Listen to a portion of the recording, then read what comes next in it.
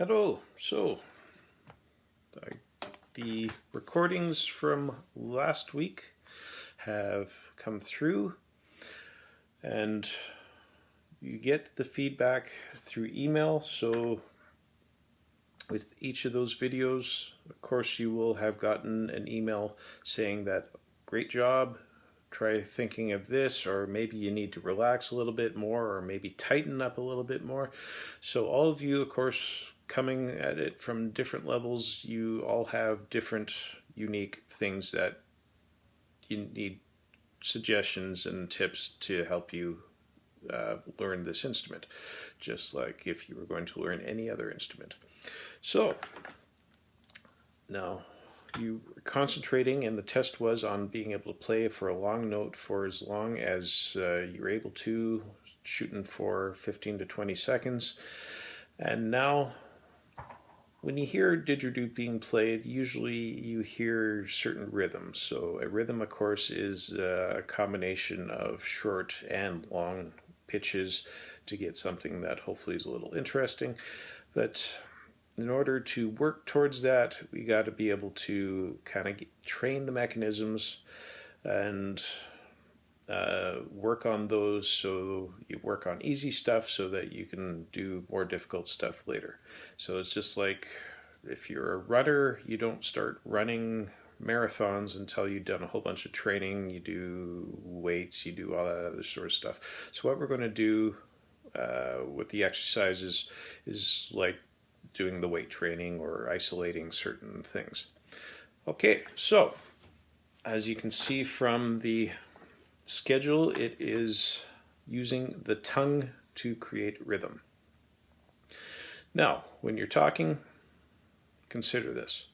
How do you make distinct words and syllables and spaces between words? It's a combination of the tongue, the lips, all that other stuff that sometimes you actually stop the air and put a big dramatic pause for effect.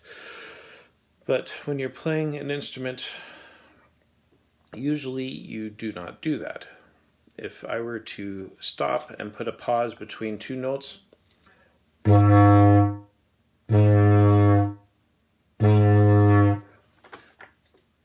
means I have to restart pretty much from scratch every time I want to create the sound. Which, if you're good at doing that, there's nothing wrong with it. However, usually, especially when you're beginning, getting that sound to start right away is not the easiest thing. So what you got to do is you got to practice making the continuous air. You don't stop the airflow, but you use the tongue kind of like a little stop valve. It kind of flicks and interrupts the airstream, and that's how you're going to get distinct notes. So I'm going to play one long note, and then I'm going to play about the same length, and I'm going to break it into four notes. So long note.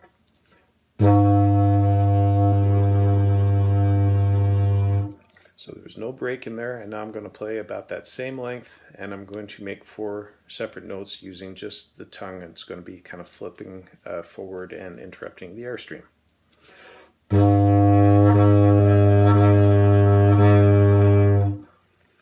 Okay, so hopefully you can hear that. Ta, ta, ta, ta. So that is pretty much it. You can't use, like when you're talking, you can't use your lips to stop the air because, of course, they're already engaged, they're flapping, they're creating the sound. So it is all up to the tongue in this case. So what you're going to do is you're going to play a long note, and then you're going to just concentrate on just regular, slow flicks. And then you might want to practice, instead of going forward, maybe you want to try going back and forth and interrupting the air that way. Experiment. See where the tongue works for you. So I'm going to do just the flipping up, flipping down, and then we'll compare the sounds with going sideways. So up and down.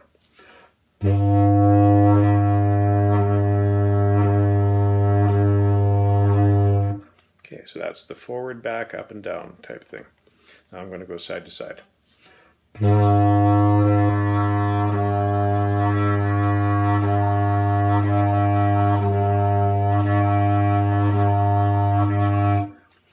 So that one, you kind of, at least for me, you get kind of a little more twang because I'm taking up resonating space in the cheeks, so it's kind of changing the sound a little bit. So experiment, see what works with you.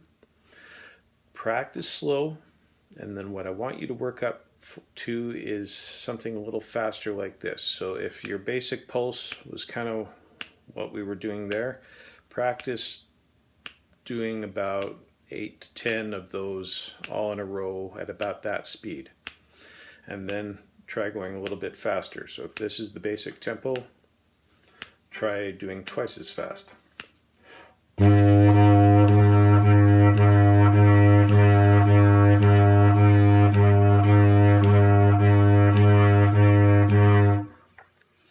if that is easy, try doing 4 of those in one of the same beats. And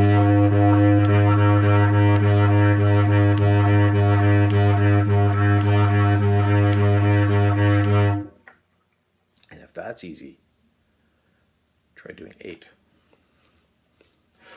Oh, that was 6, sorry. But anyway, you get the idea. So try to get as much as you can.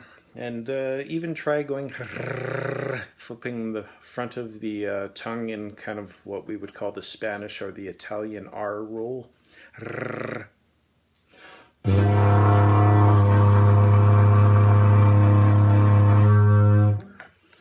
Okay, so try using your tongue to get all these little separate notes and effects.